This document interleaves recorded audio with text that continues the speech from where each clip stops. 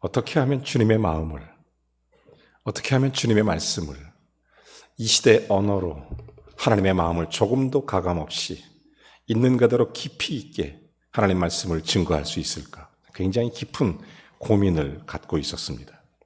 특별히 인간의 상식으로 이해할 수 없는, 예를 들어서 천지창조, 그리고 특별히 오늘 성경 본문 같은 이런 메시지를 접할 때 우리가 이성적인 생각, 또 인간의 상식으로 도대체 받아들일 수 없는 그런 사건들을 접할 때 어떻게 이 문제를 하나님께서 우리에게 주신 말씀을 우리의 이해로 또 우리가 보편적인 언어로 이것을 표현할 수 있을까? 굉장히 고민을 하고 또 하고 또 하고 기도하고 그런 시간을 갖지 않을 수 없었습니다. 그런데 성경은 놀랍게도 이 사건 속에서 믿음을 가지고 이 문제를 하나님 앞에 해결해가는 놀라운 역사를 우리에게 보여준 한 사람의 이야기가 우리에게 등장하게 되는 것입니다. 여러분, 인생을 살면서 참 많은 난관을 겪게 되고 어려운 일을 만나게 됩니다. 특별히 정말 힘든 일을 만났을 때 내가 어떻게 그 문제를 이겨나갈까 많이 고민되죠. 한 번은 이런 일이 있었습니다. 주 2세기 이그나티우스라고 하는 수리아의 안디옥 담임 목사님이셨습니다. 수리아 안디옥 교회 주 2세기에 그 당시 그분은 굉장한 영향력이 있었던 초대교회의 감독이었습니다. 많은 사람이 존경했고 그의 인품도 훌륭하고 그의 덕성도 그의 믿음도 굉장하신 분인데 이분이 예수 그리스도를 전한다는 이유 때문에 로마 정부로부터 핍박을 받기 시작합니다. 그리고 핍박자들에게 잡혀서 이제 로마의 원형 경기장으로 짐승의 밥이 되기 위해 끌려가게 되는 것입니다. 많은 사람들이 그 소식을 듣고 이그나티우스의 구명운동을 펼치기 시작합니다. 그때 이 구명운동의 소식을 들은 이그나티우스가 놀라운 얘기 한마디를 합니다. 나를 위해 그렇게 신경 써주는 건 고마운데 구명운동을 당장 멈춰주십시오. 지금 나는 내 인생의 최고의 것을 최선을 다해 드리는 축복을 얻게 된 복된 시간을 맞이하고 있습니다. 나는 나의 최고를, 나의 최선을, 나의 최고의 삶을 하나님 앞에 마지막으로 드릴 수 있는 순교의 영광을 얻기 위하여 나는 나아갑니다. 그러니 제발 구명운동을 멈춰주십시오. 그리고 이 사람은, 이그나티우스는 로마 원형 경기장에서 순교자가 되는 것입니다. 여러분, 여기에 기독교의 진수가 있습니다. 여기에 기독교의 핵심 내용이 들어있어요. 여러분, 하나님은 우리를 위하여 이 땅에 예수 그리스도를 보내셨습니다. 예수님은 우리를 위하여 모든 죄를 담당하시고 친히 십자가를 지시는 것입니다. 그분의 죄가 아니라 우리의 죄를 위하여. 그분은 가시에 면류관을 쓰고 또한 채찍에 맞고 창에 찔리고, 여러분, 그분은 수많은 고통을 당한 것은 저와 여러분의 죄를 사해 주기 위해서, 우리의 모든 죄를 사해 주기 위하여, 우리의 죽어가는 생명을 살려주기 위하여, 우리의 그 사망에서 권세를 풀어주고 부활 생명을 주시기 위하여 그분은 우리의 십자가를 지는 것입니다. 예수 그리스도의 최선은 저와 여러분을 위한 십자가였습니다. 그래서 우리는 주님을 예배할 때 우리의 삶의 최선을 주님 앞에 드리는 것입니다. 예배란 그 자체가 하나님께 엎드려 경배하는 것이고 내 삶의 최선을 드리는 것입니다. 여러분의 삶의 최선을 주께 드리고 있습니까? 누가복음 12장에 보면 재미난 사건 하나가 나옵니다. 하루는 예수님이 길을 지나가고 예배를 드렸는데 헌금하는 시간이 있었습니다. 많은 사람이 헌금을 했습니다. 그런데 한 과부가, 아주 가난한 과부가 그 자리에 참석했습니다. 그리고 엽전 2푼, 우리나라식으로는 한 20원 정도 그렇게 헌금을 한 것입니다. 그때 예수님께서는 그 손을 붙잡고 이런 말씀을 하십니다. 마태복음 12장 말씀입니다. 이 사람들은, 이 여인은 이 모든 사람보다 가장 큰 것, 가장 최선의 것을 하나님께 드렸도다. 놀라운 충격적인 선언이었습니다. 사랑하는 여러분, 하나님이 우리를 보시고 판단하는 기준이 무엇인가? 우리의 마음이 최선을 다하는가? 우리의 삶이 하나님을 향하여 최선을 향하고 있는가? 내 삶의 고백이 하나님 앞에 최선인가? 이런 부분입니다. 오늘 성경에 기록한 아브라함의 이야기, 우리가 지난 5번째 시간에도 아브라함에 관한 메시지를 함께 나눴습니다. 그리고 믿음으로 사는 자들의 귀한 아름다운 모습을 보았습니다. 그리고 우리의 믿음으로 다시 한번 우리의 인생을 디자인하자고 새롭게 한번 결단도 했습니다. 그런데 오늘 성경 본문은 놀라운 도전을 우리에게 줍니다. 여러분, 아브라함 그런 믿음으로 자기의 독생자를 아끼지 않습니다. 이삭은 하나님의 약속의 아들, 아브라함의 미래, 그럼에도 불구하고 우리 인간의 이성으로 이해할 수 없는 사건을 지금 아브라함이 행하는 것입니다. 어떻게 이 일이 가능할까? 저는 이 물음 앞에 제 자신이 하나님 앞에 무릎 꿇고 끝없이 질문했습니다. 하나님, 나도 가능하겠습니까? 하나님, 나도 이 일을 할 수 있을까요? 하나님 앞에 계속 질문하는 가운데 놀라운 깨달음이 하나님께서 허락해 주기 시작했습니다. 오늘 성경 본문은 이렇게 시작합니다. 17절 말씀, 아브라함은 시험 받을 때 말도 안 되는 엄청난 시련이 온 것입니다. 독자 이삭을 드려라. 시험 받을 때 믿음으로 이삭을 드렸더니 그는 약속들을 받은 자로 돼 그 외아들을 드렸느니라. 여러분, 이 성경의 배경은 창세기 22장에 나오는 기록입니다. 잘 아는 대로 하나님은 아브라함에게 100세의 아들을 주셨습니다. 믿음의 후손을 허락해 주신 것입니다. 하늘의 별처럼 땅의 모래처럼 아브라함을 통해서 믿음의 후손들이 생겨날 것을 받은 약속의 아들이었습니다. 자, 그런데 불구하고 하나님께서 아브라함을 시험하셨습니다. 이 아들을 나에게 줄 수 있겠냐? 충격적이었습니다. 도대체 이해할 수가 없었습니다. 그럼에도 불구하고 아브라함이 이 일을 잘 이겨내요. 어떻게 이 일이 가능할까?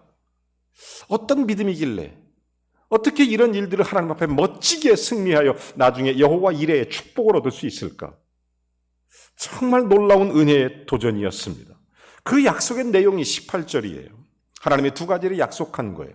그에게 이미 말씀하시기를 내 자손이라 칭할 자는 이삭으로 말미암으리라. 여러분, 이삭을 통해서 아브라함의 후손이 오는 것입니다. 아브라함이 젊었을 때 인간적 생각으로 아들을 하나 낳은 적이 있어요. 그것은 자기의 아브라함의 후손이 아니었습니다. 이스마엘. 그러나 아브라함 후손 이삭을 통해서 나온다는 거죠. 여러분, 하나님은 분명 하나님에게 약속해 주신 것입니다. 독생자 이삭을 하나님께 주셨다. 놀라운 얘기예요. 아브라함이 이 일을 어떻게 가능할까? 선택의 기로에 섰을 때 저는 여기서 놀라운 사실을 하나 깨달았습니다. 여러분, 이삭을 주신 분은 누구십니까? 100세에 얻은 아들, 여러분 아시는 것처럼 이스마엘은 자기가 육신이 힘이 있을 때 자기의 선택으로 얻은 아들입니다. 그게 이스마엘이에요. 지금의 아랍계의 조상이죠. 지금도 계속 분쟁의 씨앗이 되고 있는.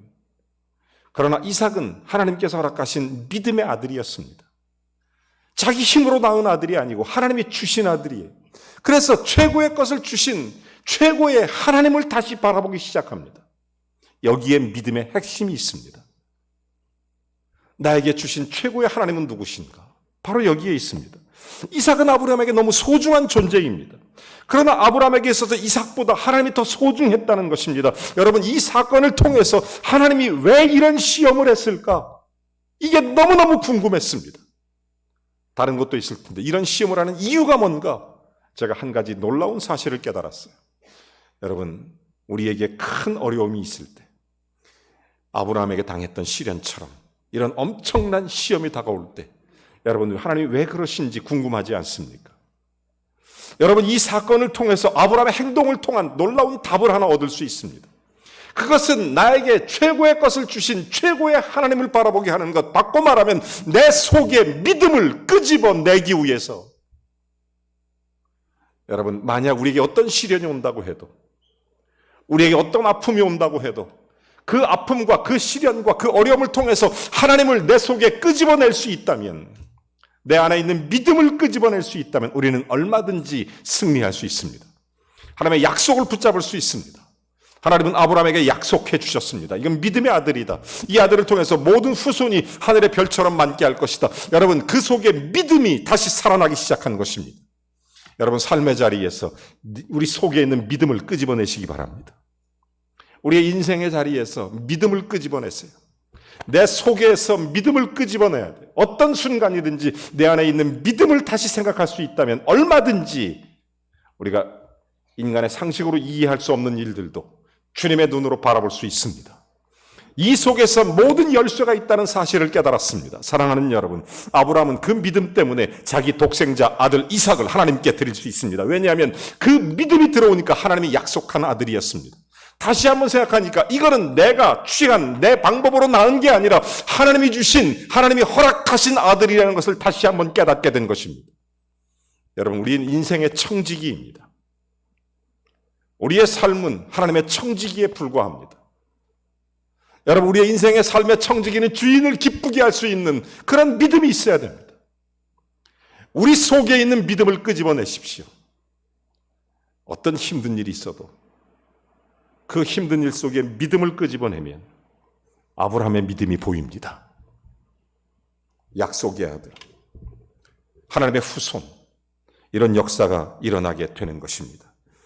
너무나 소중한 존재 아브라함, 그러나 그보다 더 소중한 것은 그에게 하나님이었습니다. 왜냐하면 그 이삭을 하나님이 주셨기 때문에. 여러분, 많은 사람들은 나름대로의 이삭을 가지고 있습니다. 어떤 분은 돈이 이삭일 수 있어요.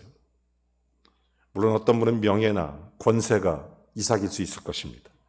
그러나 훨씬 더 중요한 것은 그것을 허락하신 하나님을 바라보는 믿음, 이것이 모든 문제의 열쇠라는 것입니다.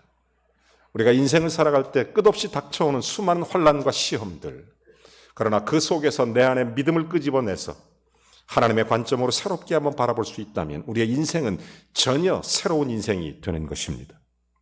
이성적이고 상식적인 우리가 이런 인생을 살아가면서 우리가 때때로 도대체 이성과 상식으로 받아들이거나 힘들고 이해할 수 없는 사건이 일어날 때마다 어떻게 이런 일이 나에게, 여러분, 그런 것은 그것으로 끝나는 게 아니라 그걸 통해서 말씀하고자 하는 주님의 음성, 내 속에 하나님을 바라보게 하는 것입니다.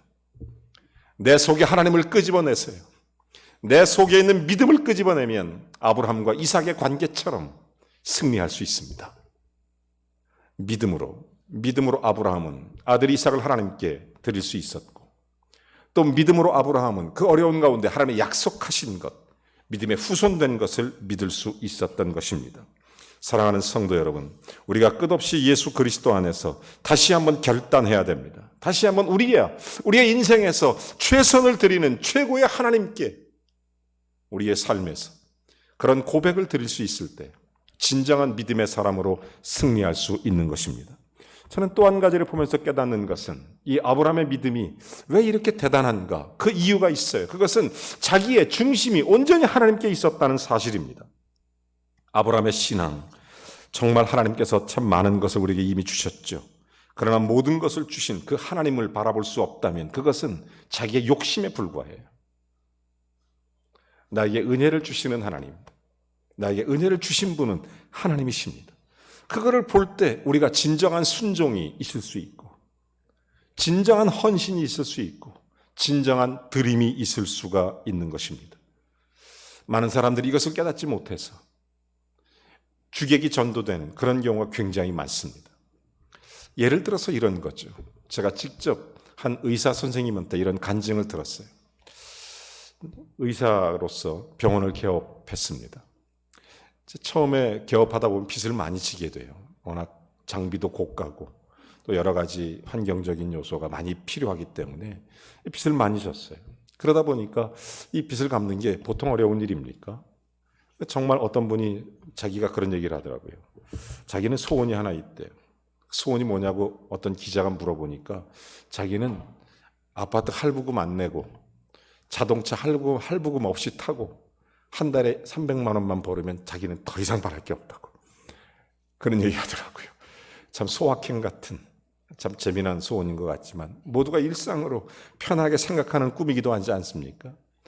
여러분, 정말 이렇게 빚내고 한다는 게 힘들지 않아요? 근데 이 의사 선생님이 병원을 개업해서 너무 힘이 드는 거예요. 하나님께 기도했습니다. 하나님, 환자를 좀 많이 보내주십시오. 환자를 좀 많이 보내주셔야 우리 병원이 크게 살아나지 않겠습니까? 간절히 기도하는데 어느 날 갑자기 마음속에 이거 내 기도가 좀 이상하다 이런 생각이 문득 드시더랍니다. 환자를 많이 보내달라고 말하면 많은 사람이 아파야 되고 많은 사람이 사고가 나야 될 텐데 이거 큰일 났다. 내가 이렇게 기도하지 말고 뭔가 좀 다르게 해야 되겠다. 이것은 마치 장의사가 하나님 장사 잘 되게 해주십시오. 이러면 좀 기도 제목이 이상하지 않습니까? 그래서 이분이 다시 기도를 이렇게 하기 시작했답니다. 하나님, 나에게 보내주신 모든 환자를 내가 기쁨으로 치료하게 해주십시오. 그 사람이 왔을 때 그 사람에게 가장 소중한 정말 하나님을 그 귀한 사랑을 실천하게 해주십시오. 내가 그를 치료함이 하나님께 영광이 되게 해주십시오. 기도를 했답니다. 너무 행복하더래요. 여러분, 바로 핵심은 거기에 있습니다. 나에게 주어진 모든 것이, 나에게 허락한 모든 것이 나의 최선이 최고의 하나님께 돌려질 수 있느냐? 이게 믿음이라는 거죠. 그래서 이 선생님 기도하면서 하나님 앞에 그렇게 치료했더니 환자들을 많이 보내주더래요. 응답이 일어났대요. 비슷한 얘기를 또 하나 들었어요. 자동차 수리하시는 분이셨습니다. 이분이 어느 날 기도했대요. 하나님, 장사가 너무 안 돼서 걱정이라고. 자동차가 좀 많이 보내줬으면 좋겠다고 그랬더니 가만히 생각하니까 이거 사고가 많이 나야 자기가 자동차에 벌어먹고 사는데 생각을 바꿨대요. 하나님, 나에게 오는 사람을 최선을 다해서 고쳐주고 그로 인해서 하나님께 영광과 기쁨이 되게 했어요. 이 사람이 그런 마음으로 고객을 대할 때 대했더니 이 사람이 우리나라 제1호 자동차 명장이 된 사람입니다. 여러분, 그런 얘기를 들을 때마다 가슴이 뛰어요. 내 삶의 최선이 최고의 하나님께 드려질 수 있는가? 왜냐하면 나에게 최선을 주신 분은 하나님이라는 것입니다. 이 하나님 때문에 아브라함은 그 믿음을 가지고 이 사건을 전개시킬 수 있었던 것입니다. 여러분, 우리도 예배를 드릴 때 그 마음이 돼야 됩니다. 하나님은 인격적인 분이십니다. 맹목적인 하나님을 믿는 게 아닙니다. 우리들의 마음속에 진심으로 하나님의 사랑에 반응하고 감격해서 주의 은혜로 서로 교통하는 거예요. 하나님의 임재가 내 속에 있고 주님의 임재 속으로 내가 들어가는 것입니다. 내가 전심을 다하여 나의 최선을 최고의 하나님께 드리고 있는가? 여러분, 아브라함과 이삭과의 관계는 바로 그런 관계입니다. 하나님은 그것을 시험해보고자 했던 것입니다.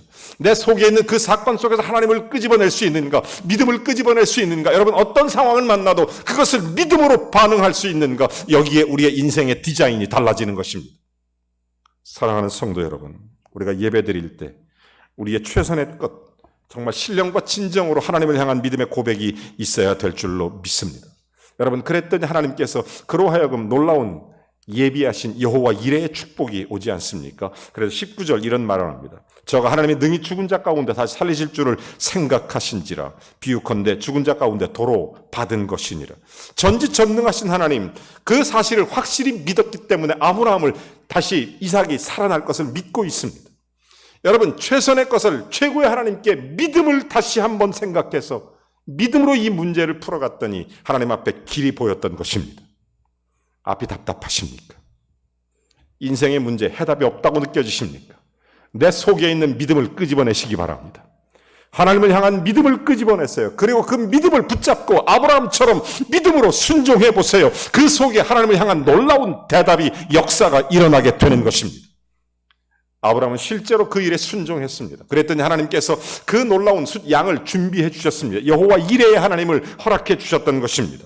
여러분, 우리가 이것을 하나의 비유라고 히브리서 성경은 그렇게 얘기합니다. 이것은 원리가 뭐냐? 우리의 삶에 그대로 적용된다, 그런 얘기입니다. 여러분, 우리가 믿음으로 주님 앞에 반응하면 우리의 인생의 삶 속에서 전혀 다른 놀라운 축복의 역사가 나타나게 되는 것입니다. 만약 나에게 주어진 최선이 내 것이라고 생각했다면 아브라함은 다시는 우리 앞에 없었을 것입니다. 그러나 우리에게 주어진 최선이 하나님 앞에 최고의 하나님으로 다시 향할 수 있었다면 그것은 바로 아브라함의 믿음의 승리가 됐던 것입니다. 여러분, 힘들고 어려울 때 믿음을 가지세요. 제가 잘 아는 사장님이 한 분 계십니다. 이분이 굉장히 재밌는 분이세요. 사업을 실패했어요. 사업을 실패해서 굉장히 가난해졌습니다. 정말로 생계를 걱정해야 될 만큼 힘들고 어려운 그런 사업 어려움이 있었어요. 교회에 갔습니다. 무거운 마음으로 예배를 드리는데 주일날 목사님이 이런 설교를 하는 거예요. 너희들의 마음속에 겨자씨만한 믿음이 있으면 이 산을 명하여 저리로 옮기라 해도 옮겨질 것이다.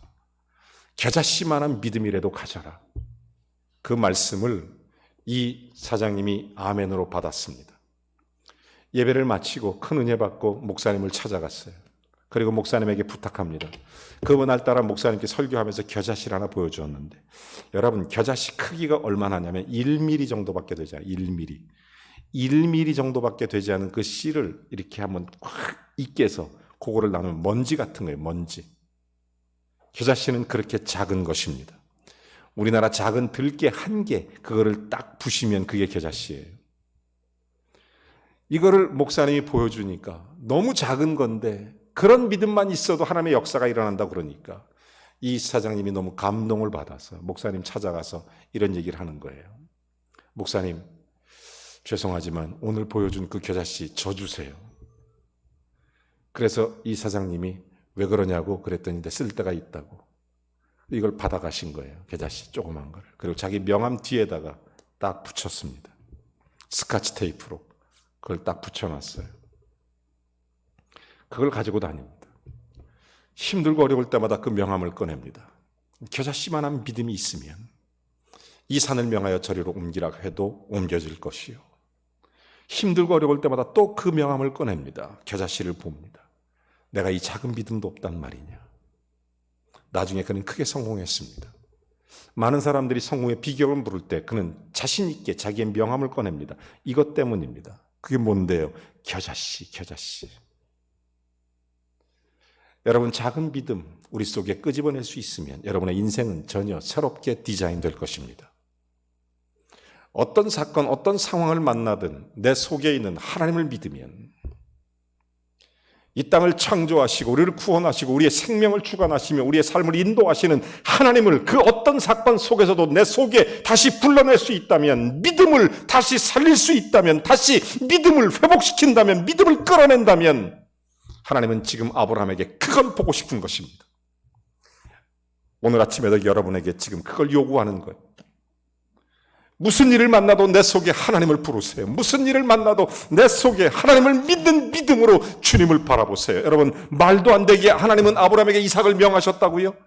여러분, 그 속에 하나님의 깊은 뜻을 아십니까? 그 믿음을 끄집어내니까 그 전에 보이지 않았던 약속의 아들이 보이기 시작하는 것이고 그 전에 보이지 못했던 하나님의 축복의 여호와 이레가 보이기 시작했던 것입니다.